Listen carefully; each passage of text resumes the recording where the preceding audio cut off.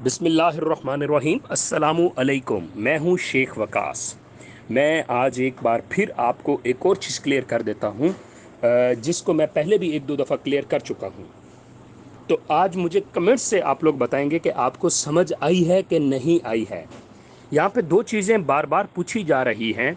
Number एक, वकास भाई जांच पड़ताल के तो पैसे बहुत सारे लोगों को मिल रहे हैं, अब जो अगली किस्त है वो कब मिलेगी?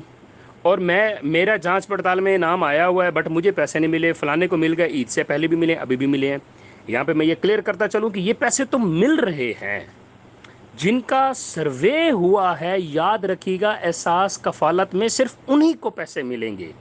जिन लोगों का सर्वे नहीं हुआ वो 8171 पे मैसेज भी ना करें, ठीक है? बगैर सर्वे वाले ना मैसेज करें, ना किसी को तंग करें, ना रिटेलर के पास जाएं, ठीक है? अच्छा, एक चीज़ यहाँ पे ये क्लियर होगी। दूसरी चीज़ क्लियर करता चलूँ, फिर मैसेजेस आ रहे हैं बहुत सारे कि हमें 937 का एरर आ रहा है। और 937 के एरर वालों, ये मैं 2 वीडियो पहले भी बना चुका हूँ।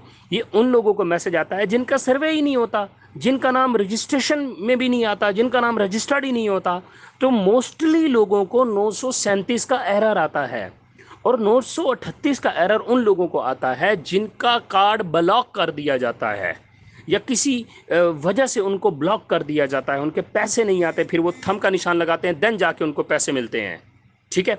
तो बात बड़ी सिंपल सी है कि यहाँ पे ये दो चीज़ें आपको क्लियर होनी चाहिए। बार बार आप किसी से पूछें, कमेंट्स करें किसी को, तो मुनासिब नहीं लगेगा कि मेरा सब्सक्राइबर भी परेशान हो। तो अभी अगर आपको इन दो चीज़ों की समझ आ गई है तो आप मुझे कमेंट्स कर दें। Thank you.